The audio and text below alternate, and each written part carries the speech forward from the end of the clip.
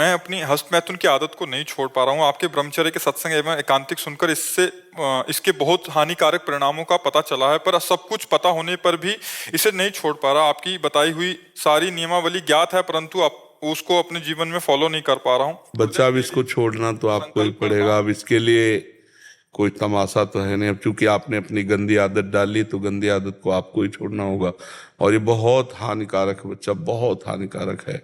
कमर में दर्द, घुटनों में दर्द, नेत्रों में कम दिखना, चक्कर आने लगा, स्मृति को परिपक्व ना होना, बहुत जल्दी स्वप्न दोष हो जाना, कितने ऐसी बाधाएं आ जाएंगी आगे, या आ चुकी होंगी आपके जीवन में, या आगे आ जाएंगी जो आप संभाल नहीं पाओगे।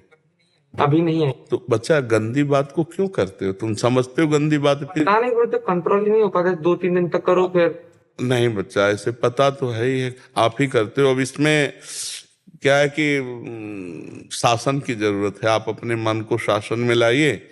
अब ये बच्चा ऐसा है कि आगे आपको गृहस्थी लायक नहीं रहने देगी। डॉक्टर लोग इसका सपोर्ट करते हैं, लेकिन वो आध्यात्मिक बात डॉक्टर भी नहीं जानते हैं।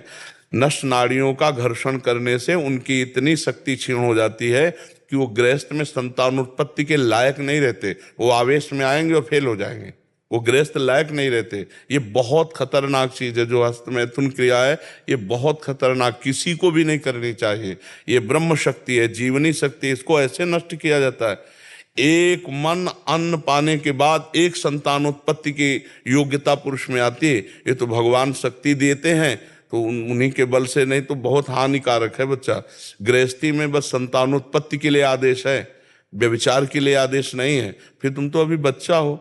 हमने बताया कि जैसे गेहूं की फसल होती है, वो गलेथ में आती है, अगर उसको काट लिया जाए तो ना भूस सही होगा, एक भी दाना नहीं मिलेगा।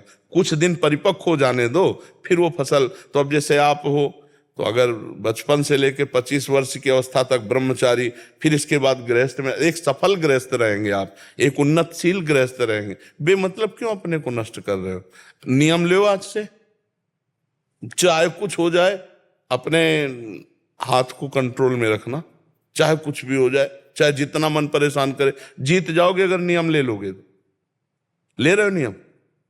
कुछ भी हो जाए मैं क्रिया नहीं करूंगा। बस फिर तुम अगली बार आना, हमें बताना तुम्हें क्या परेशानी। बस हमारी बात ध्यान रखना बिल्कुल।